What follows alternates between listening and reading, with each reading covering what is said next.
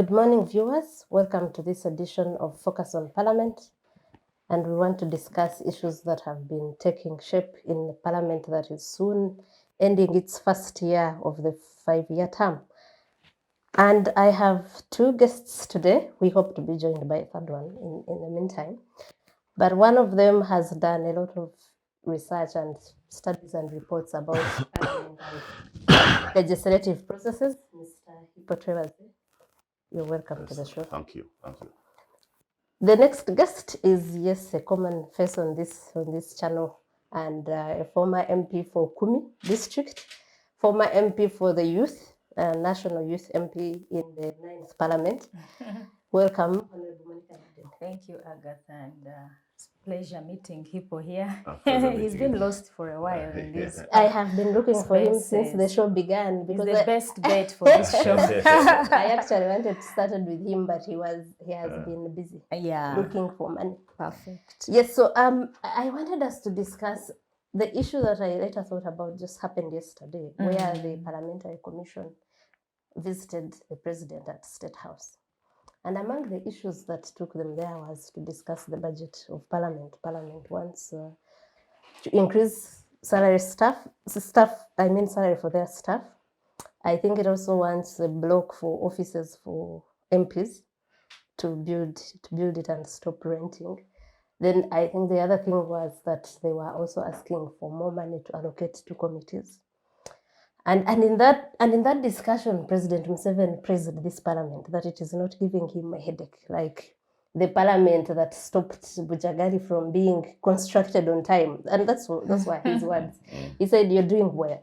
And the question I want to ask both of you in relation to that, especially to Hippo, who has done these studies, and you, of course, Honorable Monica, who has been in it. Who has lived it. Yes. What does that say for the independence of Parliament, that you have a Parliament that asks the head of the executive about increment in their budgetary allocations? You asking me? Yes. Yeah, it means that there is negotiation between the President and Parliament. And is that a good thing? Yes. Yeah. Well, negotiation is not bad. The bad thing is to fight. And the fighting where the common people suffer because of fights between. But if it is negotiated, it happens in all parliamentary dispensations that the president has to negotiate with either a parliamentary committee or parliament as a whole to get an idea and a backforce. The issue that may be of your interest now would maybe now, why is it Parliament going to the president when previously it was the president going to Parliament? If you see the whole pattern of passage of key positions in Parliament from 6th to 7th until the end of 8th Parliament, it was always the president. Well, that means there is a shift in power, which is a healthy balance. It is healthy. There's a shift in power. It's within the framework of checks and balances, a shift in power. But we have not seen where that power moves to the extreme end of the swing.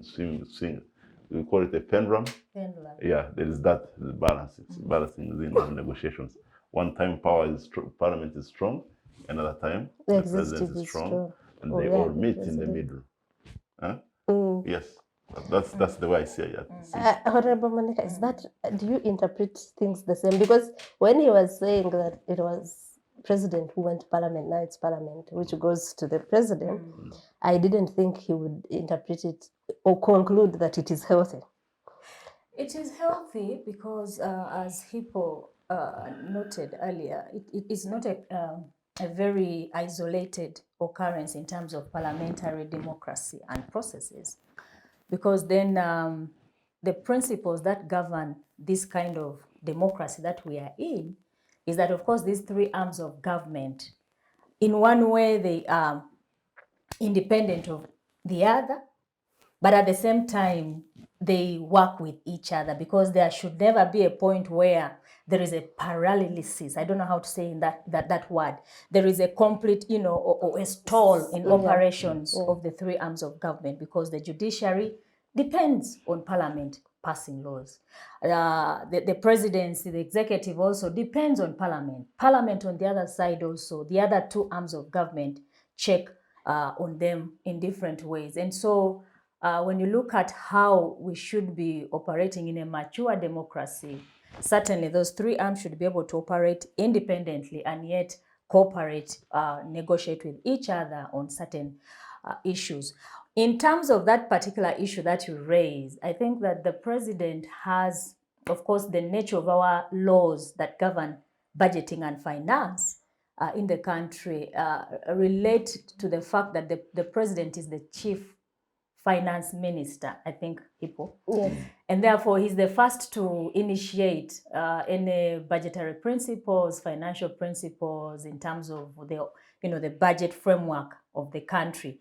And those are sent to Parliament. The stage at which Parliament now is to check and adopt those proposals from Ministry of Finance, having been, initiated from the presidency. And the stage at which they are in is negotiations, in the sense that perhaps the president had not seen something missing or something in the initial proposals is sent to the Ministry of Finance. And so they are now at Parliament, where they are scrutinizing budget sectors and the detail in those budgets. Yes. So when it comes to the parliamentary agency or line, agency, I think, of course, they have the right or the leverage to raise certain modifications in the proposals. And so what they are doing now is to go back to the president who initiated this budget to try to point him to that particular direction, that look here, you missed out a certain issue here, we need an increment here, which is healthy in the sense. However, of course, the other question that is going to follow from somebody who is following these processes and who is a concerned Ugandan would be asking questions whether it's justifiable. Of course, Parliament in itself needs to ask that question, whether the proposal they are coming with is justifiable, or any other sector, in view of the economic situation in the country.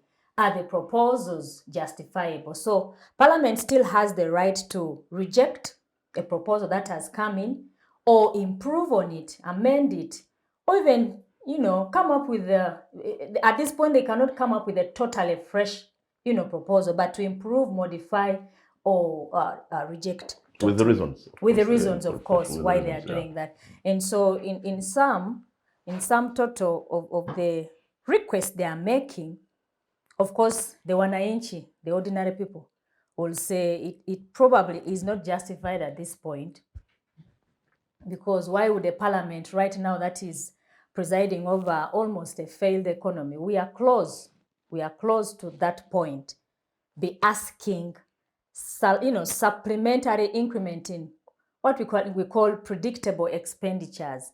And even then, the salaries that the previous parliament and the others, they're cumulative and they are justifiable. But at this point, we are in a fragile economy. So that's a question we can discuss in another conversation. Yes. But well, I think for me, the whole framework of what we should be looking at is whether those resources that is in the framework of legislative resources that Parliament is always asking for and still demanding for, help it to perform, and it becomes a progressive performer and becomes a better institution. Well, you can say Parliament of Uganda is one of the richest institutions. As an institution? In terms of funding. In the country. In terms of funding. I think its budget is almost 500 budget is almost 500 million. Billions. And it has been increasing by a designated, a certain percentage. Like it never remains static. You see an increase, especially from 2007. You see an increase of resources of Parliament.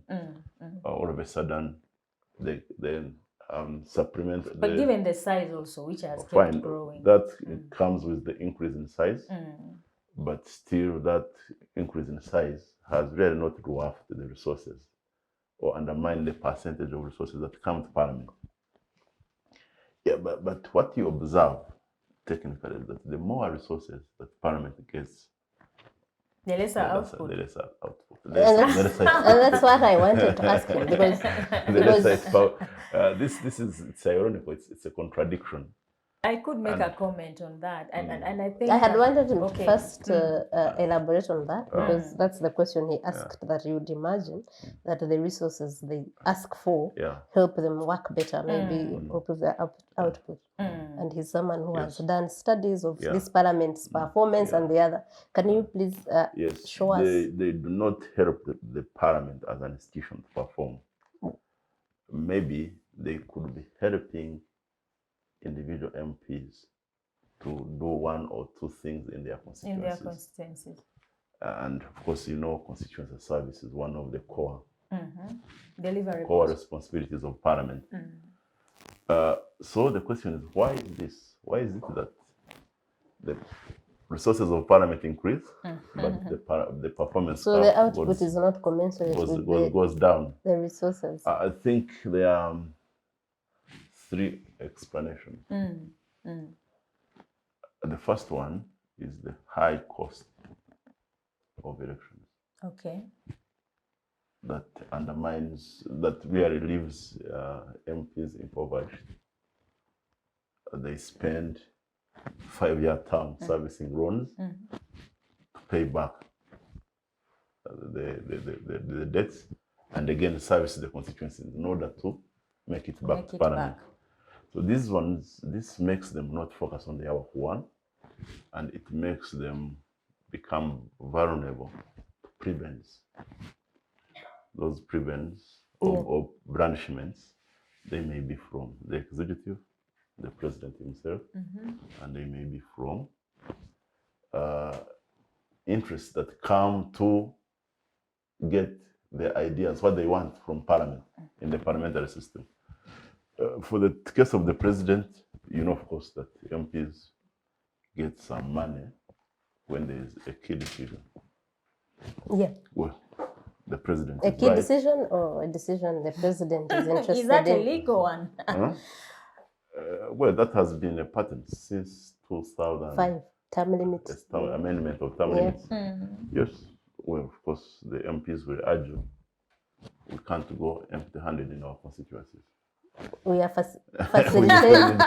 facilitators talking to our constituents about the change. If you are the president, what would you do? Well, it depends. The interpretation that come after it may be a different matter altogether. You want a decision to go through Parliament, but MPs are saying, yes, but we can make it go through, but we need facilitation. We can't go to our people. We are highly indented. Highly indented. This is what they mean. You get, so there is some kind of looking at it from that vantage point. Vulnerability. That the MPs are vulnerable. Yes, to branchments. They may be from the president, from civil society organizations, business interests. I know some cases where money exchanges hands within parliamentary committees. Okay. Public Accounts Committee, where for certain things to be, or even for certain queries to be retired. So that's one of the biggest problems that we have is a performance undermining factor. The second. The third, actually. The third is that over time, the structure of Parliament and the composition of people who seek to be members of Parliament has changed. Parliament has turned into an institution of where one goes to pursue national service goals, but where one goes to look for employment. Thus, you have a common denominator of people who go into Parliament as either people who have left school, have been in the field for 2 years, and are looking for employment. they don't have experience. They have not really seen any that requires to be made that can translate into a good member of parliament. Now, so what you see, you have a young parliament of people below 30, not experienced. Most of them job seekers. They're hustling like any other. If they get like a deal, there's nothing that he has that satisfies him. He would rather take it than. And the deal comes from the president, by the way. Well, I have, I haven't said that. Because we're talking about the deals come even from business people, a lot of business people.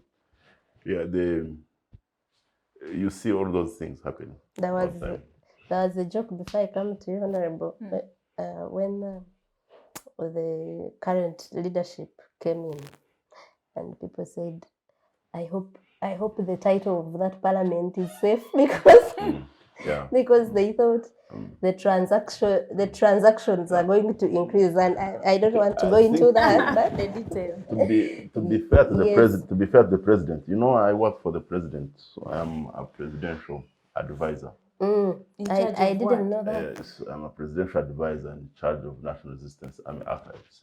Oh. The president is dealing with serious business, and he has stated goals to achieve in his leadership. That one is the case since he started the game in 1965. You can go back and track. And so for those goals to be achieved, really, they don't, any roadblock that's seemingly standing on his way, there has to be a way of undoing it. Okay. Hold your thought. I'm going to come back to you, and you wanted to respond to Hippo's observations, especially about the increment in resources and the reduction in output. But let's take a short break and return, and we start from there.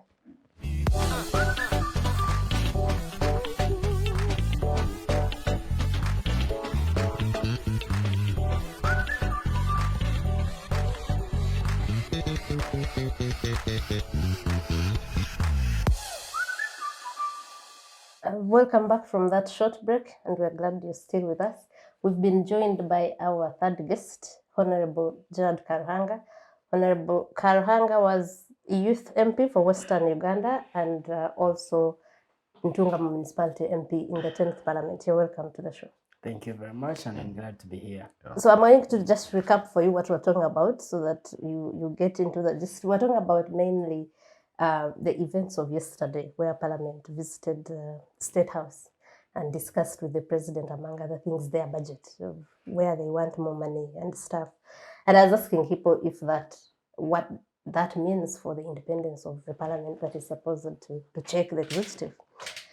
And Hippo says it's a healthy relationship. I think even Honorable Amoding. But Honorable Amoding was the one coming after Hippo when Hippo was talking about that the increment of resources they have, we have seen over the years has not resulted into increase in output or quality or maybe of output. And Honorable Amoding wanted to respond to that after Hippo had spoken. So Honorable Amoding, you have the floor. But one can take you on. What evidence do you have for that claim? If you were to take me on, if you want the evidence, you see how the tool, an oversight tool of Prime Minister's question, was used in previous parliaments and how it is used today. I am sure this whole of the session haven't had any Prime Minister's question time. So why is it that all of a sudden MPs are not questioning the Prime Minister? Are there no issues to question him on? I will respond to that because it seems there are changes when a new parliament comes in the rules of procedure. And I think that's one of the problems we have to interrogate the issue along the program. But I want to welcome my colleague and brother. Thank you. We seem to be running into each other. Youth MPs, we are still in the same spaces, and maybe ideologically There are some similarities here and there. But I wanted to respond to what Hippo was saying in terms of the output vis-a-vis the resources, because we note that cumulatively Parliament has been receiving more money in each new Parliament. But also we noted that, of course, it also comes with the numbers, because every new Parliament will receive new constituencies, and the number of members of Parliament is expanded beyond the previous one. And of course, we observe the issue of monetization and all these factors that Hippo has delved into. But to begin with, from the outset, we cannot discuss Parliament's performance in isolation from the political context, or contextualization of the politics of our country right now. Yes. Because then if we do that, we will be having the risk, we risk really putting Parliament on the spot all the time. And that seems to be the case, because the media discusses Parliament. The public then is charged actually against Parliament without looking at the context in which Parliament is operating. And that should be the bigger discussion. And the public needs to understand the circumstances under which Parliament operates.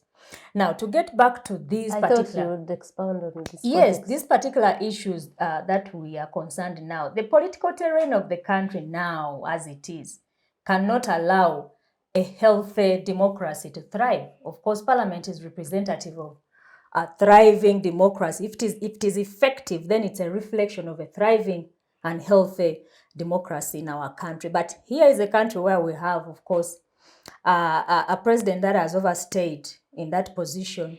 He practically has appointed every civil servant at a certain point. He knows who is where, who comes from where. He knows members of Parliament by name, who has served where and who has come and who has gone out. And I think that, of course, if we do not talk about that particular challenge and its implications on the operations of Parliament and independence of an institution, which has to deal with the presidency that has been around for 40 years.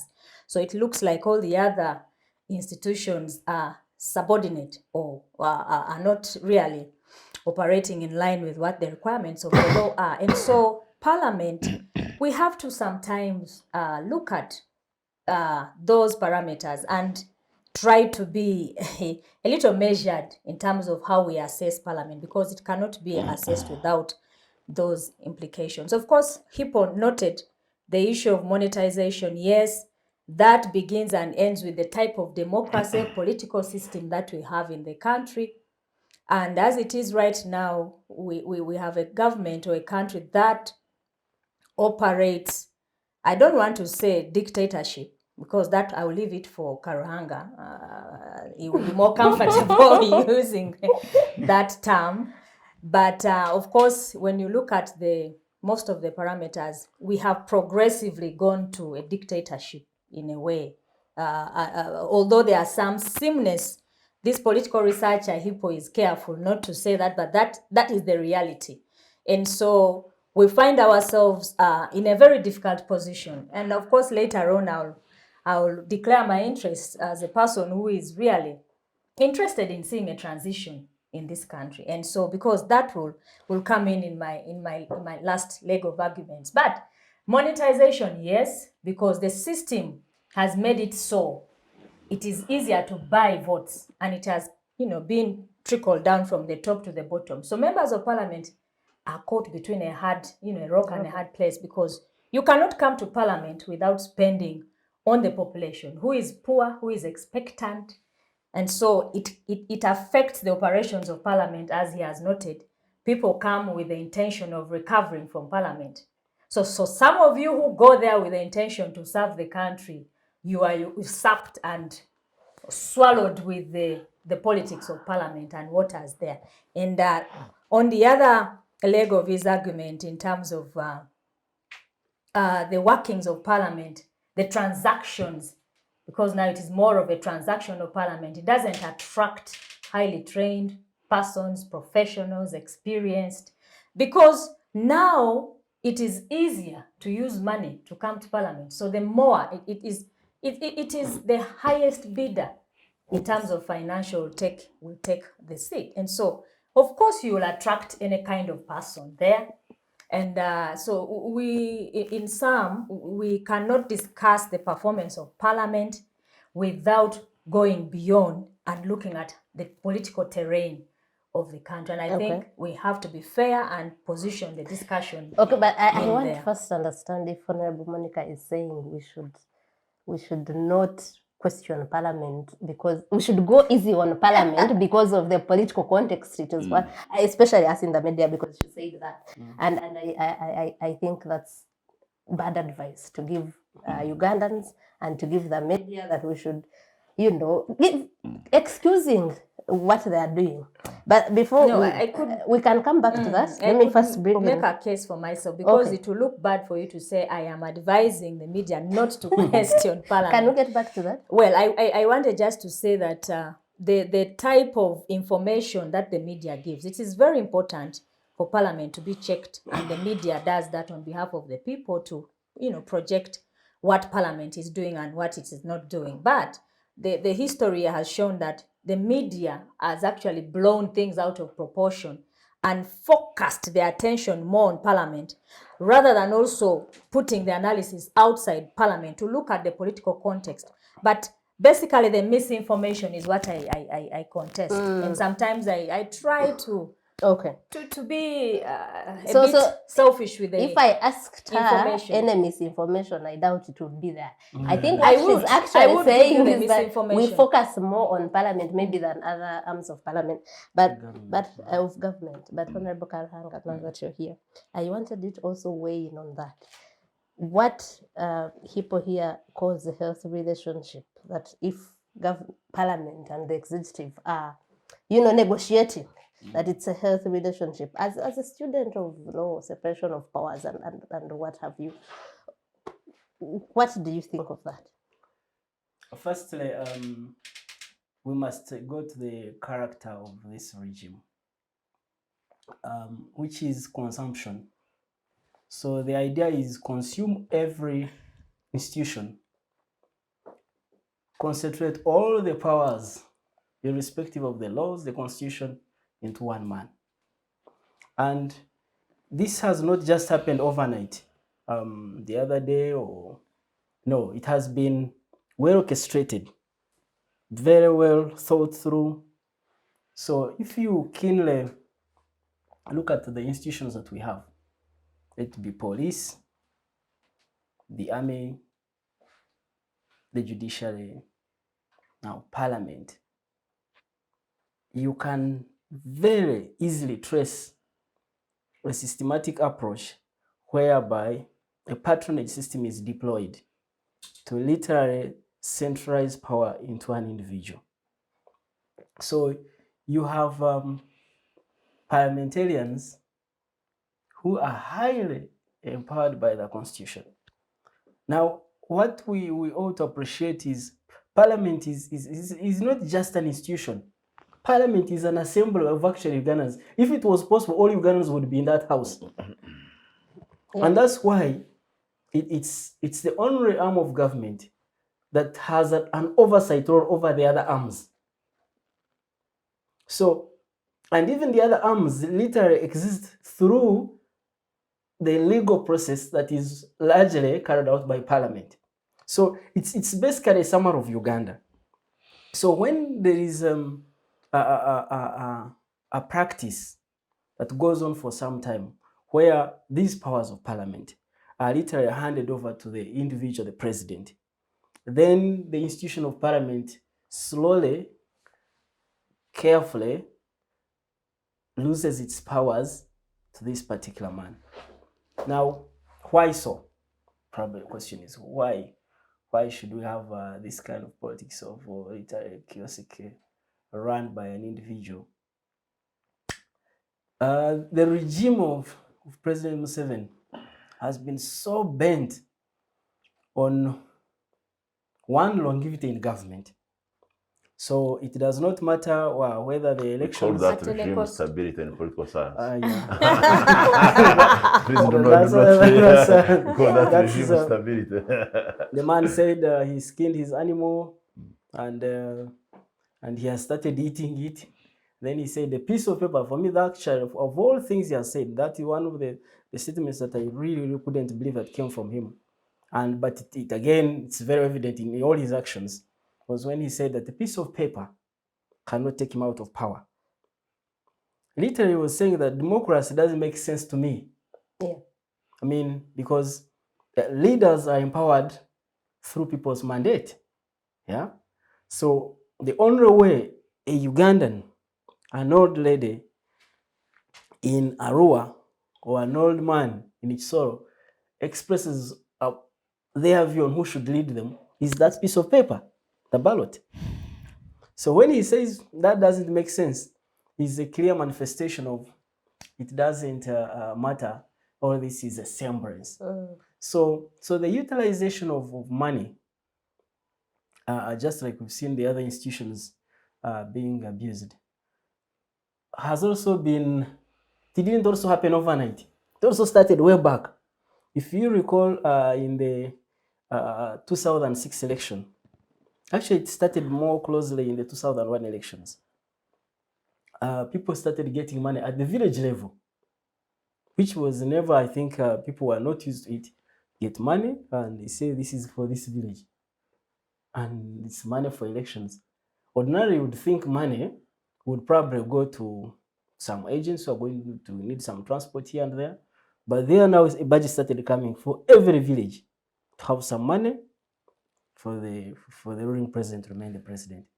So money became a tool. So when you see parliament moving, when it is so clearly, the constitution, the 1995 constitution, especially the original constitution, now of course over time, it has also been diluted terribly. But some of those clauses that still exist, like for instance, parliament, when it comes to appropriation, parliament is very well entrenched to the extent that the only, and which again also has also been called in by the president to Amendment. some question. For instance, the only institution that decides on how people who work for parliament or even parliamentarians themselves, how they should be remunerated, it is only parliament. And the reason is simple: to make sure that the executive does not use this power of the purse, the money, To influence. Yeah. what parliament decides. Why? Because parliament makes laws. So you can imagine the president can wake up one morning and say, but you people, look, I could triple your salary. And if you for instance, you take away the next 2 elections. And they would now begin getting around the constitution, see how they can manipulate it and achieve that. So that was the intention of the lawmakers in 1995 when we had this constitution promulgated. Now, why do we find ourselves in this situation? Where Parliamentarians. yes, Now asking. yes, why? Firstly, it is sad that after 36 years of the so-called revolution, where people sacrificed their lives and shed blood, we've changed leaders 9 times. So, and everyone had thought that maybe this time around, and no wonder Ugandans really embraced this regime when they came around. People, I remember I was in primary school when President Museveni visited the Atuhaire High School, Chitunga.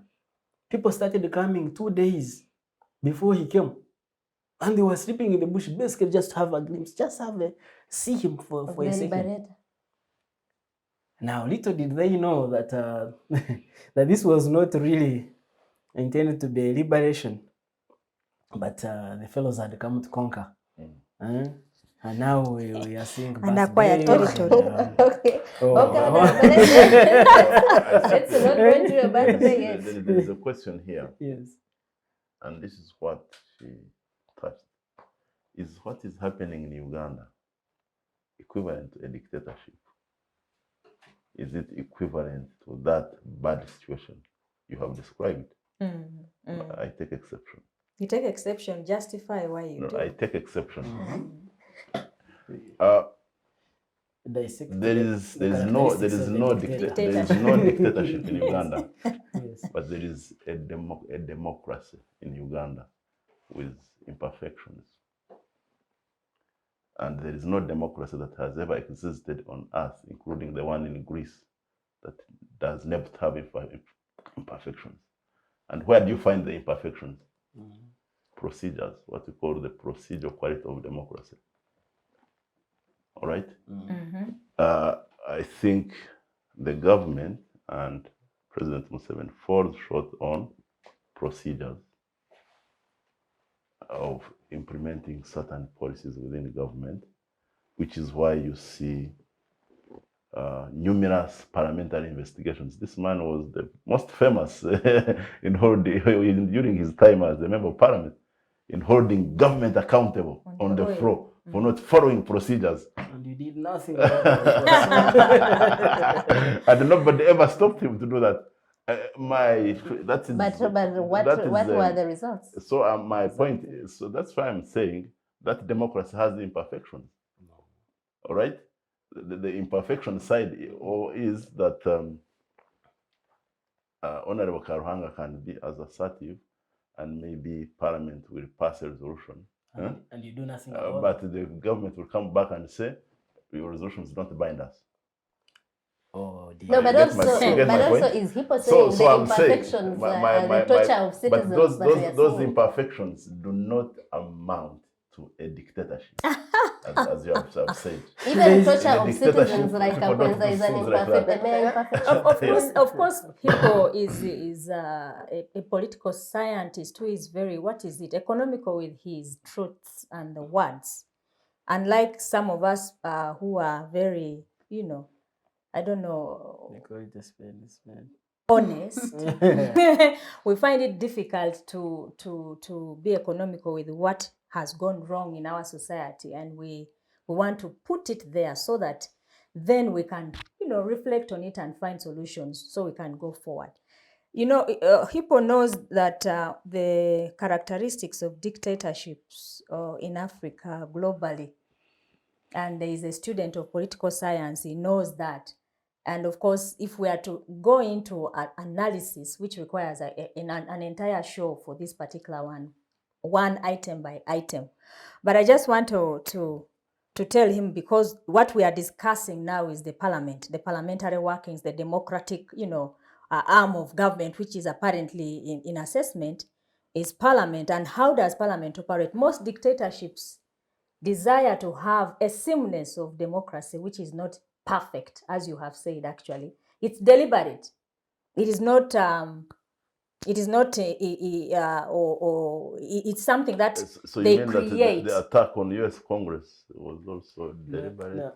Let me make my point. Let me build my point. By Trump royalists. It is, of course, USA is the epitome. It is like the epitome of democracy in the world. And when we peg, usually your arguments are pegged on USA versus these fragile African democracies. You make that the benchmark. Of course, the benchmark is relevant. Yeah. And your argument most of the time is that we are far away, we are a young democracy. Point taken. 60 years of democracy in Uganda is of course very young in terms of democracy. But in terms of progressively, overcoming those hurdles of democracy as a country towards building a complete democracy, I could try to use Kenya here, but Kenya is also not yet perfect in your argument. Uganda has retrogressed instead of progressing. And so in all those indicators, if our country was progressing by overcoming each of the challenges, instead we see a deliberate effort to fail all those inputs and indicators, and therefore our democracy cannot have hope in growing to a full-blown democracy. Take a look at parliament. Elections are done for the sake of elections, to fool the Western countries, the global community, that here is a democracy called Uganda. We hold frequent elections.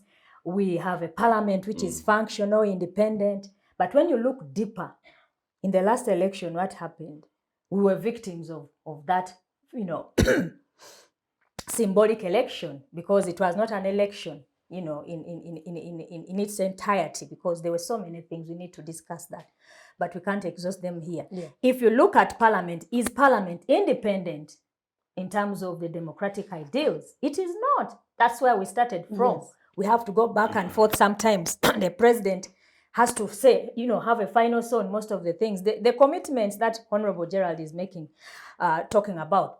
Parliament passes very good recommendations, advisories, and, you know, passes very strong resolutions on very good things, aspects that will take the country forward, but they're never implemented. So, of course, Ugandans have argued and well and said this parliament, or our parliament of Uganda, in many ways is a rubber stamp. In many ways is just an image. And we are going to that discussion because you invited us here to talk about the performance of parliament and all that. I think when we go deeper, then we can tell what kind of parliament we have, or we have had, because we were also victims in the 10th parliament. The 11th parliament is not going to be vindicated from the workings of the wider democratic environment that we have. You talked about representation. How come members of parliament have not even raised issues of prime minister's time?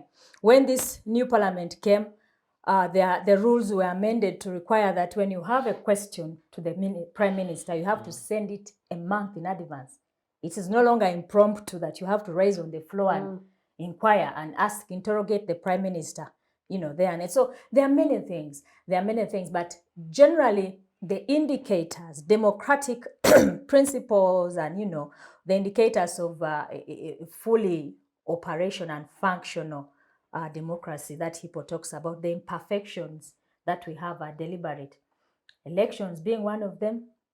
We will never have a free and fair election, because the longer a political leader is in that position, the need to stay in power is more bigger than any other need. Yes. And therefore, you will stay there at all cost. Yes. No matter the cost to the entire country. Thank you, Honorable. Yeah. I think we will have a day and discuss We need to. democracy. Yeah. If we have a dictatorship, or if we have an imperfect democracy, like Hippo calls it. But I wanted to comment on something Honorable Karuhanga said about appropriation and what we were saying about MPs going to ask the president. It's strange that the previous speaker, because I remember we wrote so many stories about her extravagance, because for her, she never asked anyone. If Parliament needs this money, she would put this money. If they need to increase salaries. Now, I don't know which is the better devil. The one we called extravagant, but protected maybe this semblance of independence, or the one who first goes to beg someone they are supposed to really check and say, we need money here. But let's go into output that we're talking about here, and how the increase in resources hasn't.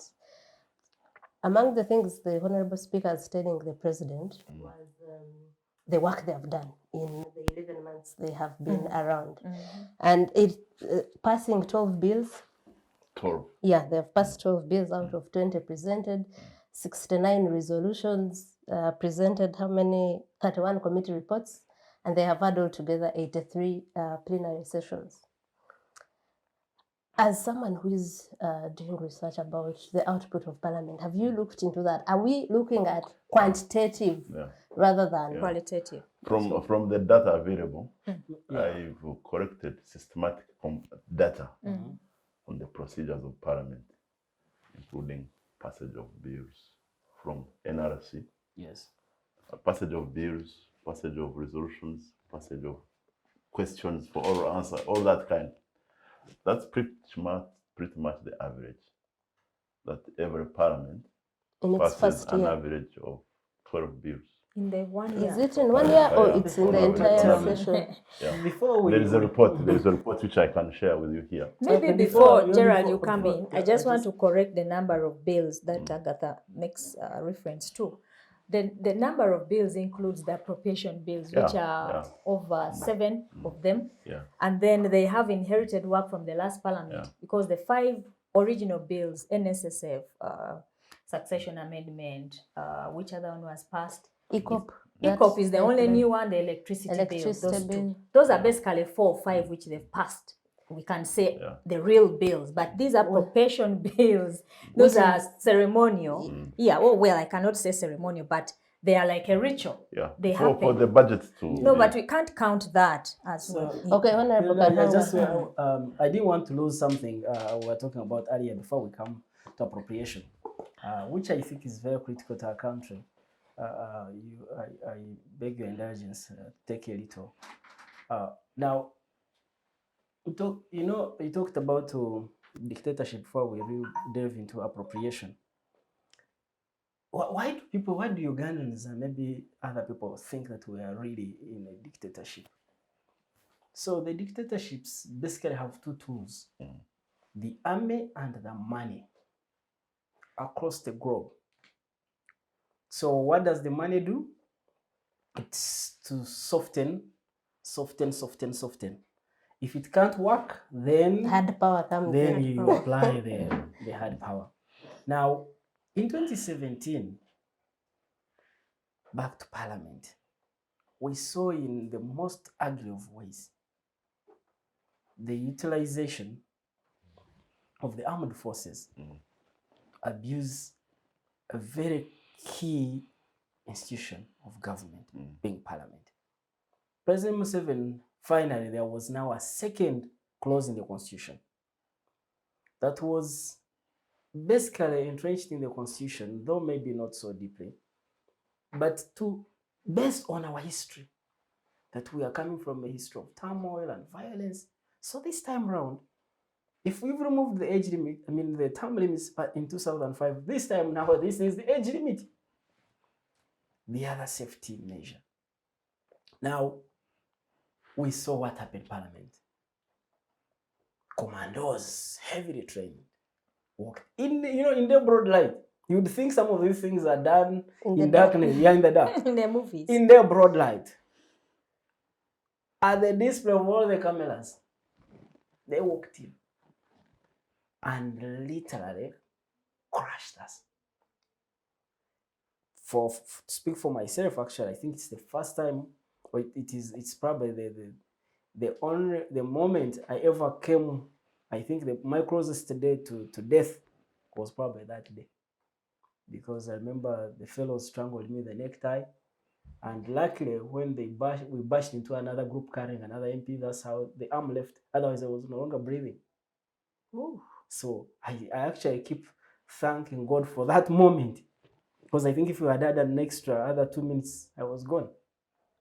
Even when they threw me in the van, I took a bit of time to recover, to gain consciousness. So, and this was not just my story, it was a story of a number of colleagues. Now, was Samuel involved? Of course he was. Now, we are doing an official work basically in Parliament, doing the official work of Parliament. But where were you taken? Where I was taken was not where. So before because we were talking again about Parliament. So the abuse of these institutions is not by accident or the way he was trying to put it, as if it's imperfections or an event maybe once in a while there's procedures. 1 or 2. No. What we have is a veiling. So you have a thorough dictatorship, but there's a bit of veiling, put a bit of katimba, yeah. So the thing sanitize it. The thing doesn't look, some bit of icing sugar. The thing doesn't look that raw. So it is so hard. You are a lawyer. Yeah, even the did you notice the defense of this did you surprises notice me the in many ways. observation? Unfortunate, I do not subscribe to that incident. Yes. All right, what took in Parliament. You don't support it. No, I do not support it. I need to be clear on this. But did you notice what the observation of the Supreme Court judge? The Supreme Court, that there was a deliberate attempt by some members of Parliament to sabotage the procedure of Parliament. And they mentioned cases of MPs who tried to do that. Now, is the role of members of Parliament to sabotage a procedure of Parliament or to facilitate it? Also, Yes, yeah. So we are now. You need to study the institution and the individuals who are saying that, and then you will know where it was coming. Absolutely. So, but I think let's That's go back to that's your Supreme Court which said so. but is it that still mean? there? But what Is it, Hippo is saying yeah. is that Yeah. that was justified There because was MPs a deliberate. You see, In when we fact- say the institutions have been consumed, Everything we has don't been exonerate eaten up. the Yeah. The Supreme judiciary. Court. Actually, if there is any institution that has been really eaten up by this regime, is the judiciary. But how come Hippo remembers that court ruling, but he does not remember that members of parliament, as he started in the beginning, were compromised? He is very good. He is very actually fair with that observation. and So he- in this and particular even the case, ruling, he will not cite Paul Mugamba's ruling or Professor No, I'm Tobate citing, Mwangi. I'm citing the Supreme Court. just a judge, minute. The ruling in general. You know that Yeah. the public was against the lifting of age limit generally. Members of parliament were sent to consult, but they brought the opposite in terms of the report from the public. And so the processes of parliament leading to that particular day, I remember 27th November of 2017, were very unfortunate. So all activities that happened or processes or engagements of members of parliament was to try to enforce the people's voice, which members of parliament were trying to sabotage by bringing the opposite, voting actually in the opposite against the will of the people.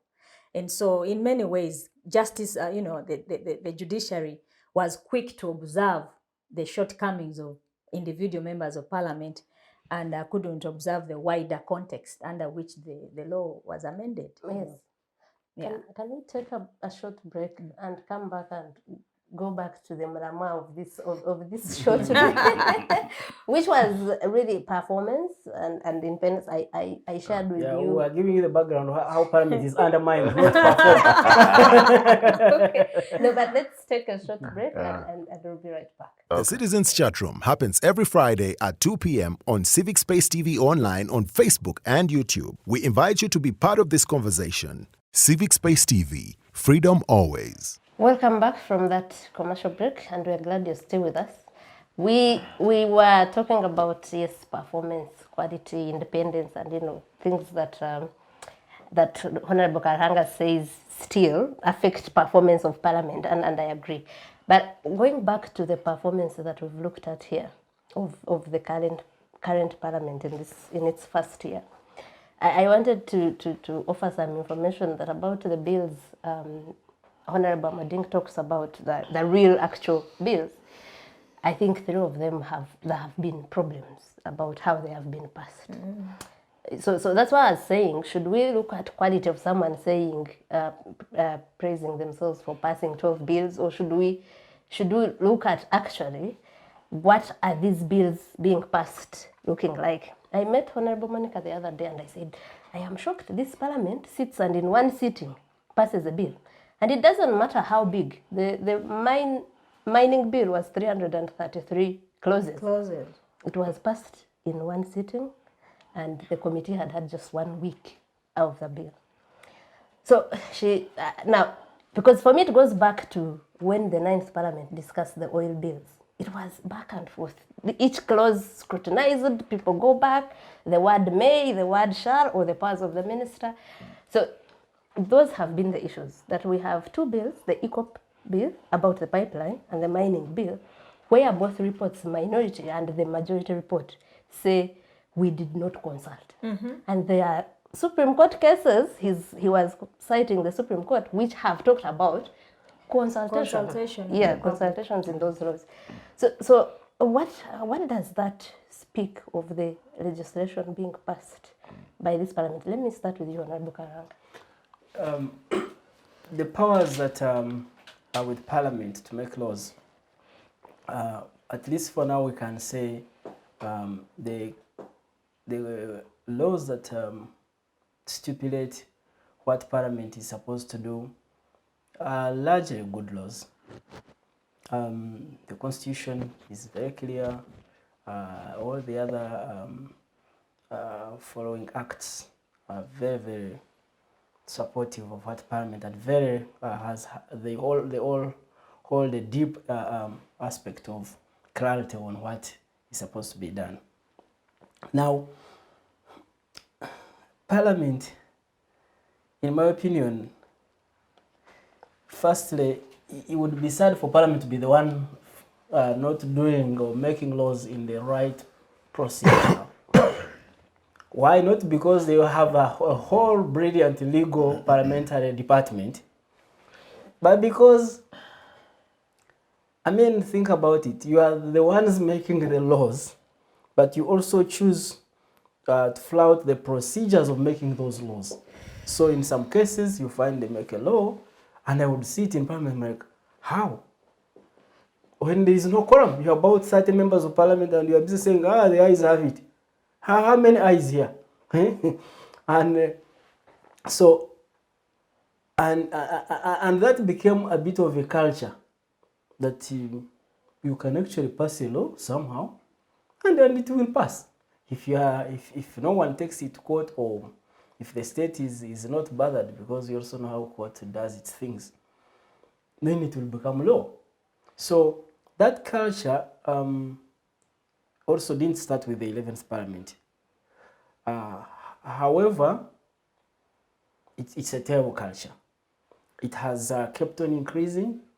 You can see it even today. They pass laws and people very quickly, in the past people could try to find in a small aspect and say maybe, and then it could be argued in the Constitutional Court, whether it was lawful or it was procedure right.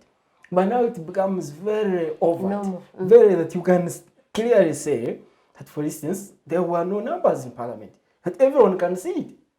So, meaning, it's no longer just a practice, it has become a very, very dangerous culture that really undermines this institution of Parliament. But I wanted to speak towards what I think Parliament should be doing now. Yes. You can pass, I don't know how many bills. You can pass even 100, 2,000, I don't know. But as long as you are not focused on what is hearty to the people.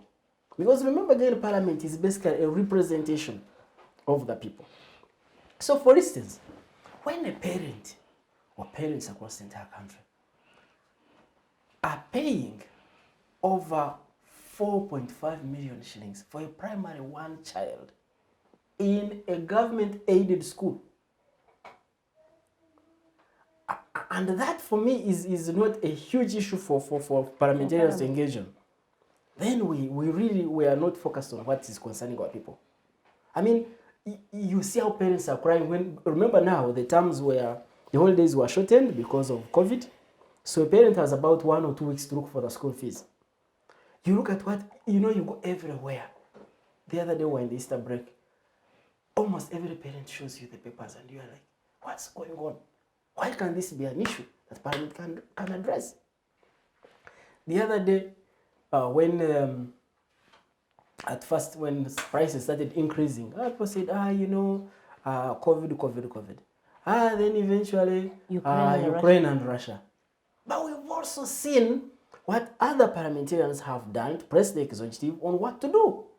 Our neighbors, we don't even have to go far, even within the East African community. We know there are countries where MPs have pushed the executive to cut down on the taxes.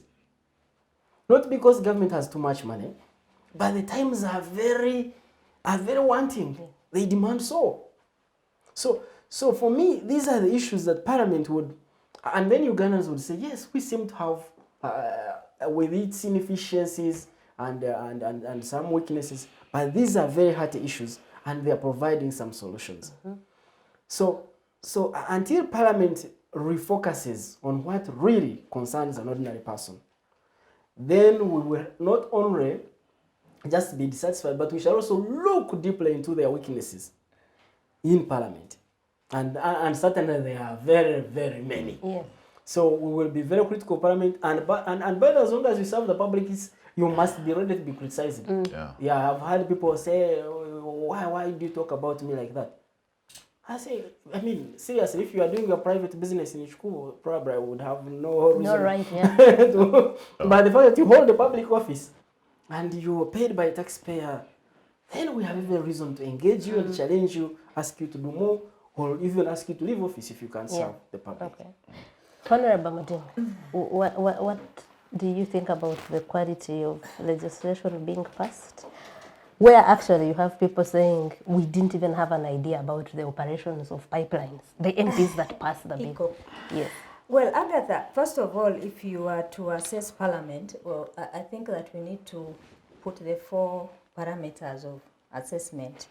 The functions of Parliament and the members of Parliament, which are oversight, legislation, which you are asking about, and then budgeting, Appropriation. and then, of course, representation, representation, which Honorable Karuhanga is talking about.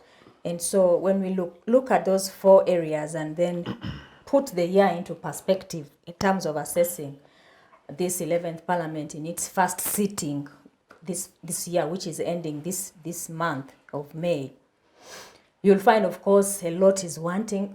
First, we have to be empathetic to them that it's a Parliament which was elected during difficult times.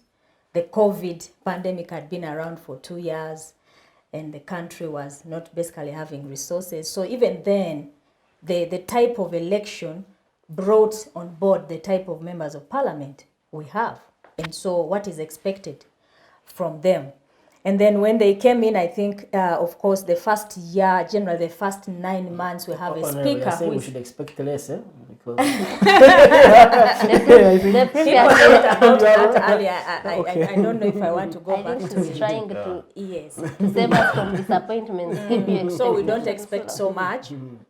Of course, I don't want to belittle my colleagues in terms of being a predecessor in the same position, but clearly there are people in that parliament that you wouldn't expect certainly also to be there, just like many other parliaments. Like he noted that because of the type of elections, the type of society we have, we size of deserve the parliament parliament also. we have, so we cannot disassociate ourselves as Uganda generally. But we will say that when they came in, we had a speaker who was sickly, and there was not much that happened in terms of work itself, and we have to be empathetic with them. And then of course it went into the unexpected, which happened. We lost a speaker, and then a new team has come who have not presided over the house before, because the advantage of what, how do you call it, sustainability. When one has served in a previous parliament, it's easier to hit the ground running. But I could say that my colleagues now who are there have to a bit of, a few months to adjust to these new, positions and the procedures and other things. And so that is expected in terms of performance. It will affect their performance, and we have to judge them. But what does that mean? What are the implications for us, future generations? If we are going to be empathetic and they are passing laws that they are admitting to have no idea about, I am really taking exception. No, the point that we empathize and then we pay for that. The point now I'm making, Agatha, posterity. is that they are victims of circumstances right now, which were unpredictable because COVID, and then that session of a parliamentary, transition with the new speakers, and then the bad news that we had. So, they've already lost a year, which was supposed to have been. That is why you're seeing the impact. They're having only 3 bills, which I can say actual bills. The rest are just appropriation, procedural bills that have to be passed. But I could compare it with the last parliament in terms of the bills that were passed. I think the last parliament did very, very well in terms of legislation. That's what Hippo is here for. That is why Hippo is here for. But if you look at representation, again, representation in terms of bringing the issues which are crucial to people on the floor of parliament, that voice, we have not had it very much. Remember, Honorable Karuhanga will bear me witness here, the first year of parliament and second is where a lot of work happens. The third and fourth is between electioneering and then parliamentary work. Members are jungling those 2 roles with difficulty. And so we have lost 1 year. We have now 1 year where we should be focusing so much to get out a lot for the country. And then the third, then the other ones are a bit difficult. So this representation role also, if we are to assess parliament, I've only had the voice on I didn't hear much around commodity prices, the issue of fuel, the biting economic I times. think they have actually. We have hardly had it. But if I go further to assess the budgeting, of course, the budgeting circle, it's like a ritual. We do it, of course, sometimes without deeper scrutiny on what we are putting in those budgets. So that will be another assessment of another day. In terms of oversight, I had some voices here and there in line with committee work. Some committees have been outstanding in terms of their oversight. I want to credit this young man from Mbarara who came after us, the youth MP in the trade committee. Oh, Mwine Mwine Mpaka and his committee. I was in that committee, but we're not as active. There As was it no is. coffee agreement. There was no coffee agreement. That Because the issues also determined. Yes, of course, the issues determined. So they've done quite some things. I could call out a few committees here and there that have stood out in terms of doing their oversight work. Of course, I think my colleagues here can add value into that, whether there has been sufficient voice of Parliament Let me ask in that. Hippo to put But this. by and large, I could summarize my submission to say that we have lost a lot of time. We have not seen much in this first year, yet this year is where a lot is done. And the second, we can only pray and hope that in the next session, they settle down and do real tangible work in terms of all those roles. So Hippo, you were telling us the work you've done from the NRC to now. What's your view of the trend in terms of mainly really quality of Parliament's output, laws passed, and if you're looking at other roles, and in relation in regard to what you're hearing about the current bills, where you have reports that say we needed enough time, we didn't consult, we didn't meet stakeholders. Well, it comes back to what these two friends have said. In terms of performance of Parliament across the Parliament, the greatest measure or the biggest area in the responsibility of the Parliament, where Parliament has performed, is actual oversight. Yes, not legislation. Where you can say the sixth Parliament passed many bills, because it was implementing the Constitution, and there was that. There were many things to operationalize the Constitution in order for the Constitution to work. But oversight looked at from the vantage point of building a vibrant committee system, which started with the Ruzindanas in Public Accounts Committee, with there are several MPs I can call, with the passage of the Administration of Parliament Act, which gave the power of Parliament to appropriate its own resources. I mean, all of these were in the area of building the capacity of Parliament for oversight.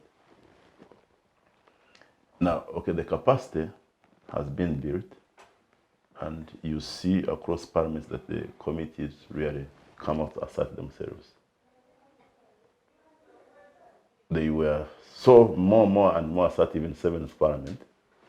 They started to decline in 8th Parliament, and 9th, maybe it's this one also. But you will never lose sight of seeing an act of the committee coming out to exert itself in honor of this Parliament. And what you say is true. You see in this Parliament that committees are coming out. You have not talked about the Joel Sanyani committee. Kosase, I thought they had done, they have done good work. Well, to bring out in the open things we did not know. And you could also say, you see in some session committees, questions are raised. The fact that an MP comes to raise a question, I saw an example of someone who brought papers were indicating different figures. Then they had to withdraw them. Yeah, I mean, that means that the MPs in that committee are serious. They are scrutinizing what government officials are bringing to them. True. Yeah, so there is that trend of. Could you allow me 1 second also to credit them for the bail discussion? I think it was very heated, and I think Parliament stayed that discussion. Hopefully that it doesn't come back. And I overheard that in the The coffee. NRM conversations, Yeah, discussion yeah, internally. They put up a spirited fight in the caucus and against it. So, and ultimately, yeah. what we are looking at is not for Parliament to get everything. When you reach a point where there are concessions given, that a president can concede that, okay, in this, maybe what MPs are saying, they are right. As government, let's concede and include what they are saying. There is a modification. You have modified. An original position by government has been modified.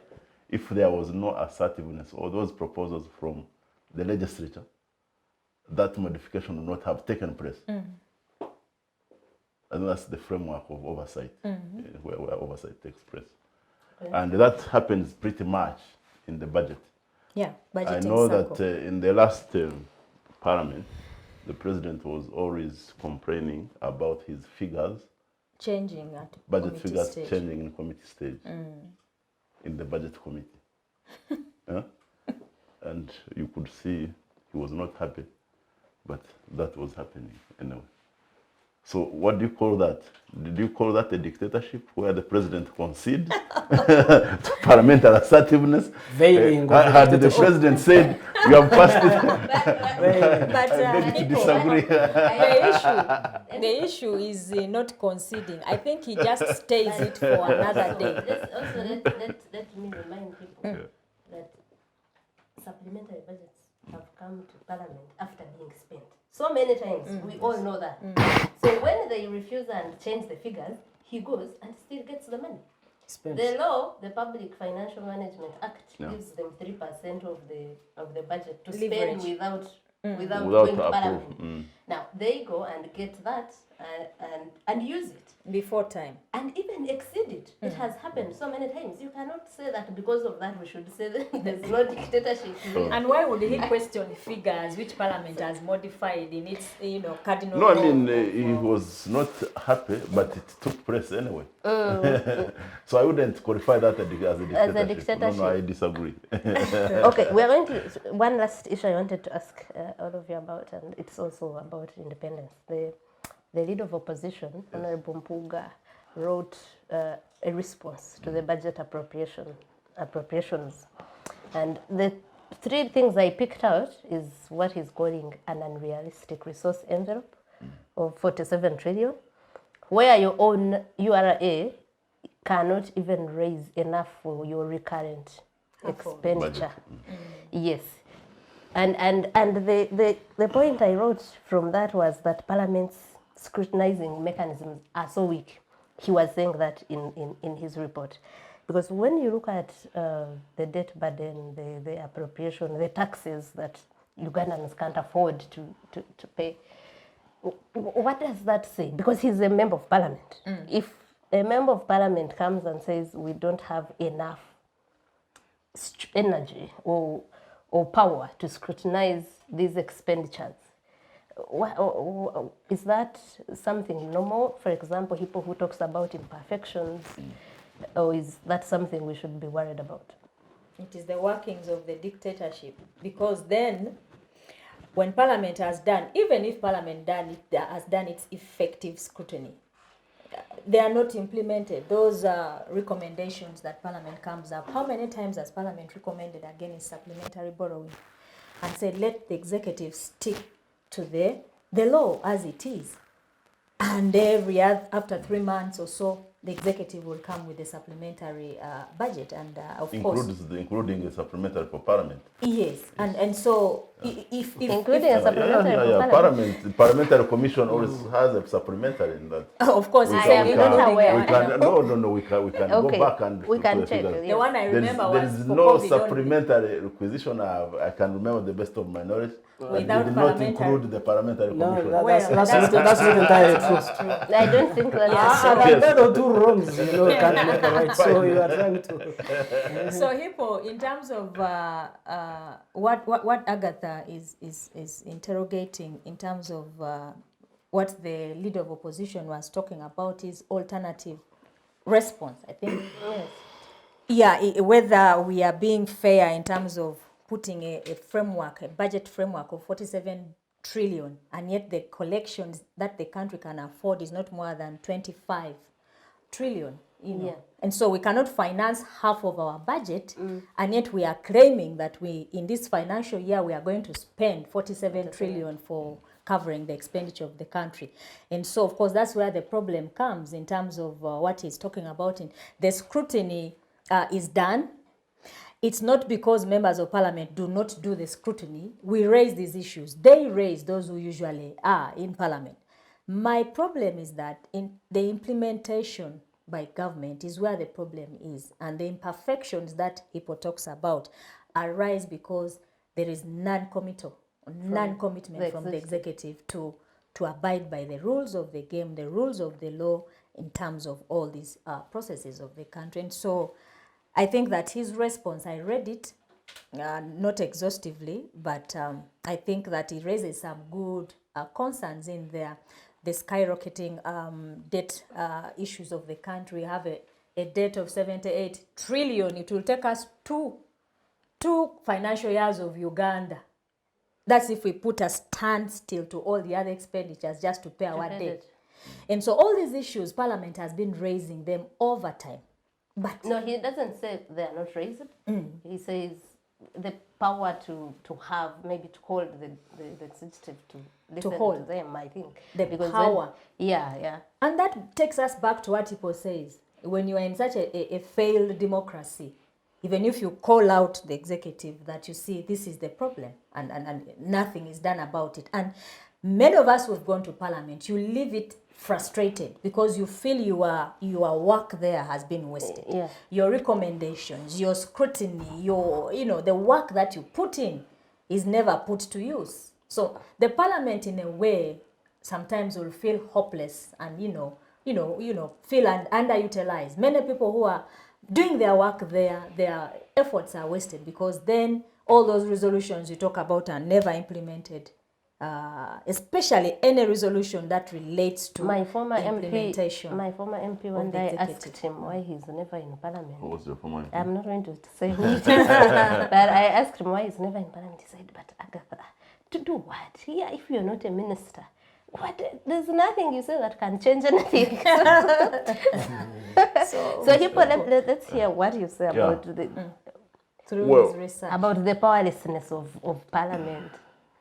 That the leader of opposition. On matters of national development, which government is asking the money for,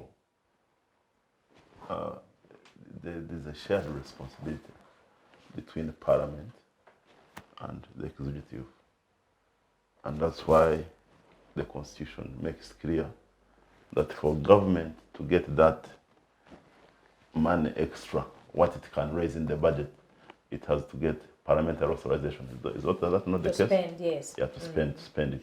Either they are going to get it through a loan from the different sources. Now, so this calls for a careful, really exposition of what exactly is at stake. Now, for me, if government is asking for that money or has set those higher goals, and that money it's going to get from a loan is to invest in a legitimate project that is geared towards guaranteeing the future of Uganda, that's okay.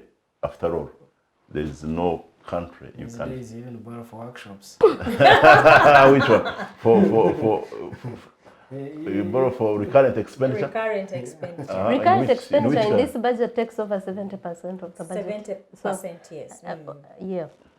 So you're only left, and then 15 service But loans. also Hippo knows that the borrowing, we have had these issues of what they are borrowing for. Or if it, actually there's always a difference between what they are saying they are borrowing for and what the money actually does. That's this is the question, and this is where the parliamentary role comes from. I'm not really educated on this matter, so you guys who are in parliament can help me. Has government ever asked money to borrow a loan to construct a road, and it does a pit latrine? Of course, that is the So extreme. that's where now the role of parliament No, comes. let's Maybe talk we about should have asked, Lubowa. we should have asked that does government borrow There's a Lubowa road for and this. Lubowa for you. actually do a quote of the road? Exactly. Yeah. And do an extremely substandard road. this is where we should really Or divert resources. we should that's where we should really seriously get hard on the MPs. If that money was borrowed to make a road, they made a quarter of it, Oh, a short one. and the Can MPs we kept go- quiet. There we have issues with parliament. Okay, Honorable Karuhanga, what? That's my. Now, first about borrowing. It's something that we rediscovered in the 10th Parliament, and very disheartening, very prevalent. So, the Auditor General brings a report and says this country loses about $50 million every year on commitment fees, or for our own understanding is basically interest actually, on loans that are not utilized. So government borrows money, and then this money stays in the very banks they have borrowed it from. But because government has not organized enough to utilize this money, it lies with these banks. But banks keep charging this interest, which they call commitment fees. And that way we lose about $15 million every year. You can imagine that's about 200 billion, close to 100 billion In shillings. servicing interest. Now you can imagine how much money that would do if you chose to deploy about 180, 200 billion shillings every year. Just that alone. Those would be about 20 small hospitals. So hospitals, you'd Yes. have wonderful vocational schools, you'd have lots of services improved. Now, that's on borrowing. But there's also something interesting. Last year in December, the IGG, with an independent firm, carried out a survey and released it. And I think I don't know whether it has captured lots of attention or not yet. That government loses 20 trillion. Now, and this was really, because when I saw the figures, I was like, you mean this? But then I wasn't again surprised. 20 trillion annually through corruption and public wastage.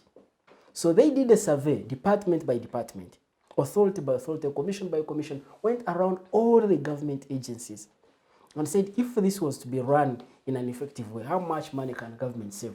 And they detailed, with a German firm, very detailed report. And the first person who spoke about that report was the deputy IGG. The man. And said, look, we lose all this money as government. Now, what's interesting in there is that this is not news. Yeah? Government has always known about it. Incidentally, even Parliament has largely, even if Parliament changes every 5 years, quite a number of MPs still return.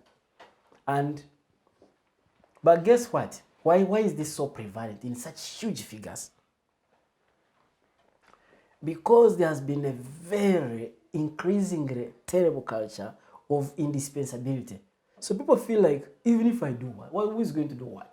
So we had one incident in the Public Accounts Committee.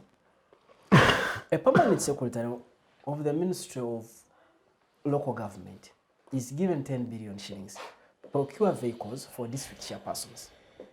The fellow chooses not to buy even a single tire for a single vehicle, but decides to share that money with his staff, largely, of course, taking the bigger portion. And how does he do it? Every Friday, he gets about 4 boys working in the ministry, and they would release money on their accounts, apparently for local government supervision. And then, so this would be, it was said to be the allowances for supervising. So the money is spent, and then he would park outside the bank. Because we really pushed these fellows until they had to speak out. Because eventually I decided to call in one by one. And they said, look, you can even get the CCTVs of these banks. And you'll see us walk out of the bank with these heavy envelopes and giving them this man in his vehicle. And he just walks away, buys no vehicle. Nothing is done. This is brought to the attention of police. It's brought the attention of the IGG. It's brought the attention of whoever is concerned in government. And no one does a thing. Nothing has been done. Nothing. He's brought, so we inquire and get very interested as a committee. We write our very critical report. I can tell you that man, not even a single day has he ever been arrested. And the report was tabled on the Of floor course, of it was Parliament? tabled, adopted, became a public document, and so for me, what did that particular case tell me? That that people who work in government have reached that level to believe that you can do anything and still walk away with it. You can imagine, because that was physical. You know, probably if it was, let's say, buying some software, but something so physical like that, and so political, because you can imagine district chairperson's vehicles, and somebody has the guts to know that I can actually do this and actually walk away. It depends perhaps on the one protecting that person, who is protecting them, because others have gone to jail over that. Of course, that's what I'm saying. That the system has its structure. So the issues are not just departmental. No, they are so structural to know that people know how they can get around the whole system. And so probably, of course, probably he was indeed protected by some big fish, among others. I am very sure this is probably a matter that was brought to the attention of the president, because how could this be? But again, it goes to the very culture of the regime. Because you see, when you build a terrible culture, everyone operates that way. Yes. So people realize that work, for instance, another terrible area, people realize that in government, whether you work so hard or not, it doesn't mean a thing. So no wonder the MP is telling you that even if I come to parliament, It doesn't matter. it doesn't matter, because they realize, and you can see it. And what's so painful is even you see it in the younger government employees. Because in the past, you'd think the younger ones are more ambitious, they want promotions, and they want what. The fellows will work. If it's 2 p.m., you say, what do I have to go back and do in office? Because what's there to do? Volunteer, not come Because, and that becomes, so you make even work useless. Yes. Because they realize that the only thing you can do is go in.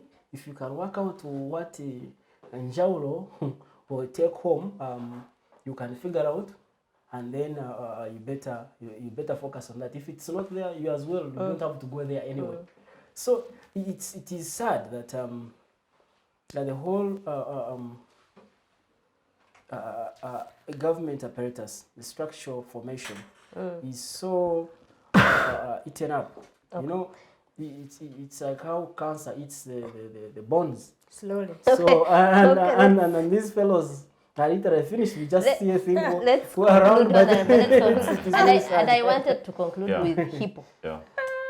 Honorable Monica has talked about these resolutions, recommendations of Parliament that are not taken up, and Honorable Karuhanga has vividly told us a report they tabled of this criminal. That in your study of parliamentary processes, what causes that, and how can it be cured in this case? Because we can't have a parliament which works and the executive ignores. Yeah.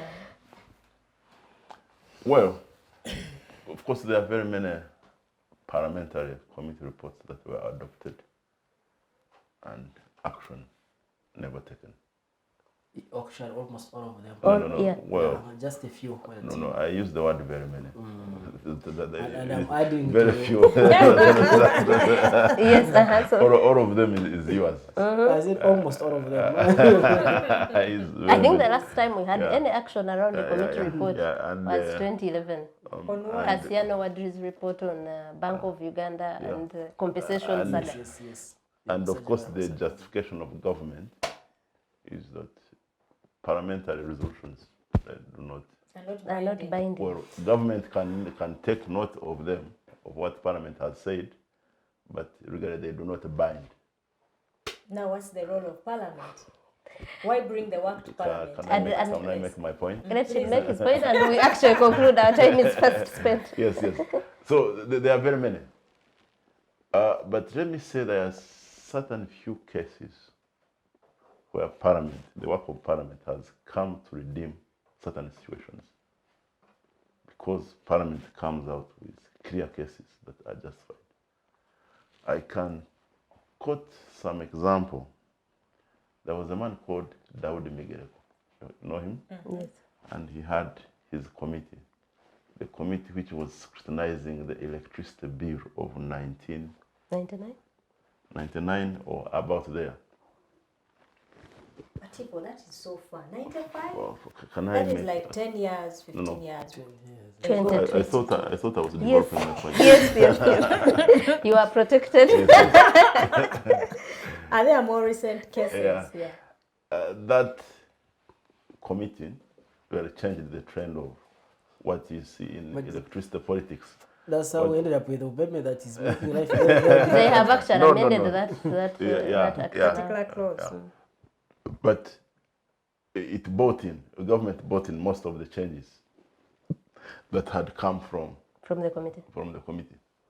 Now, the changed trend of where there is less government attention to parliamentary resolutions, I think started at some time. In the 7th Parliament, it was what is called the second Parliament. It was really negotiation in the committees and you come up with an agreement, not outright Parliament bring a position and the government adopts the position. It was really negotiation in committees. Carrot and stick. If you see what was taking place in the 7th Parliament, you see it. That was Give and when take. there was no multi-party dispensation. Ladies and gentlemen, I'm going to invite you guys again here and we discuss resolutions of parliament and especially comparative analysis of how in other countries, because you cannot say that resolutions of parliament are not binding to the executive, otherwise it will have no power to do anything. But our time is fast spent. Thank you. Did you want to say? Yeah, because on in the a powers minute? of Parliament and the executive not respecting the resolutions, I actually think Parliament still has some powers to get the executive to do some of this work. And one of them is the role of appropriation. I think other parliaments do that. Yes. So appropriation can actually be applied. So a certain ministry Can be a fails to, tool, yes, eh? they fail to You account for can't. 100 billion. They are very sure the next budget it's double in terms of the deduction of what they get.